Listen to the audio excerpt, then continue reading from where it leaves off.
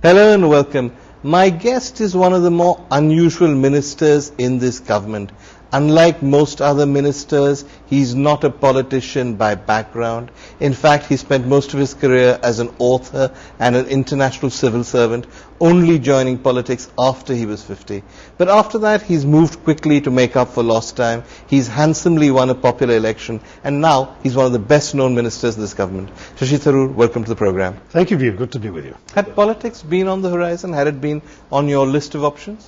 Vir, it had never been a realistic option. Frankly, all of us young expatriate Indians, and I'm going back to my early days in living abroad, would sit around, having dinners or teas or drinks, talking about how much we want to do for India, how much we want to change India, we must get involved in politics. And the second aspect was, quite frankly, that in our country one needs something of a political pedigree. You need either a family background or you need people with some sort of worthwhile political connections to be your mentors or godfathers.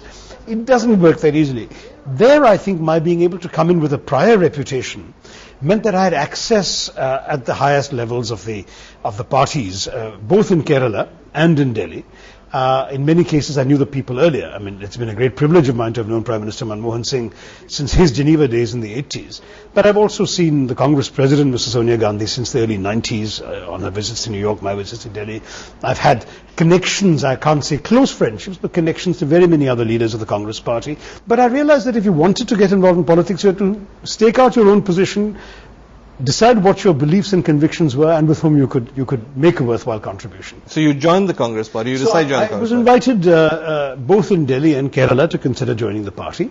And to be very honest, I was very sort of flattered by that opportunity, because to be quite honest, as I said, without a kind of political background or pedigree, I never thought I would have an opportunity to actually play a part in this. Now, having said that, it's a protracted process, because, it was right for me to take the Lok Sabha route, for the simple reason that... Did you consider the Rajya Sabha route at all? Well, I could have, I suppose. In fact, I'll be very honest and say some very senior Congress leaders whom I can't mention did suggest that would be the right way to go.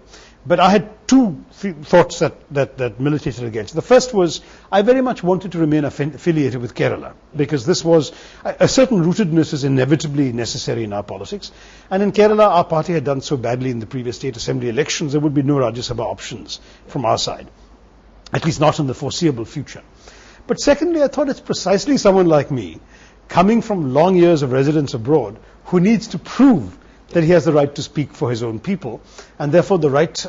One of the things people said was, a man doesn't even speak Malayalam, he's never lived in Kerala. I know. In fact, the amusing thing is they played right into my hands by taking that line, because had they instead chosen to attack me on my ignorance of the constituency I was seeking to represent, they would have been on far better grounds, because my parents are both from the interior district of Palakkad and not from Trivandrum. I wanted to contest in the capital. I felt I had a good chance there, that I would reach more educated professionals and so on. But equally, I have to admit, by making me the issue, they gave me a very easy refutation. By saying things like, he only wears suits and ties, he can't speak Malayalam, he can only live in and work in air-conditioned offices and homes. They gave me all sorts of things that I could refute by my mere presence. So I wore the munda. I've been wearing mundas since visiting Kerala. As soon as I became an adult, I started wearing a munda. So I knew how to do that and wander around it. I was very happy trudging the fields in the hottest month of the year and under the hottest sun. I was quite happy going to tea shops and so on. And then I would speak in Malayalam, in very simple Malayalam, by saying, what, my opponents tell me that they tell you that I can't speak Malayalam. You know something, they're right. I can't make fancy political speeches in Malayalam full of insincere rhetoric and jargon. So instead, let me just speak from the heart. And then I would speak to him in very simple, colloquial, Palakkad accented Malayalam. And it just went over extremely well. How good is your Malayalam? Good enough to make speeches, yeah? Pardon? Good enough to make political speeches? By now I've made not fancy political speeches? No, I've made 200 odd political speeches by now. And probably it's more than that, because every month, and I go to my constituency twice a month, I end up making 17 or 18 political speeches a day. That's the kind of demand there is. Did you think it was worth it when you were doing it? Did you ever have moments when you said, what have I signed up for?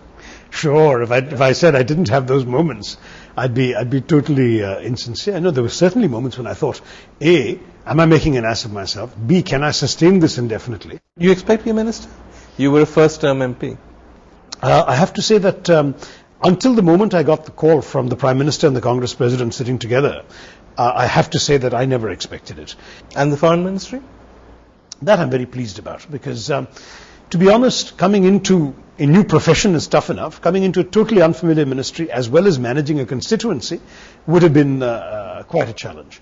For me, the great thing about this ministry is that I'm able to serve my country better than I might have dared hope, because I found, for example, that the sheer accident of having been at the UN that long has turned out to be a huge asset. Every African foreign minister I meet either knows me already because they have appointed foreign ministers. So most of them have been ambassadors in New York before becoming foreign minister. It's usually a stepping stone to being foreign minister for many countries. So I start off on a basis of friendship. Or they know of me. So one way or the other, I start off with an advantage that perhaps another Indian minister would not have had with many of these foreign ministers. I want to talk a little bit about the other aspects and what it's like as a first-timer coming into government, but that's after the break, so don't go away.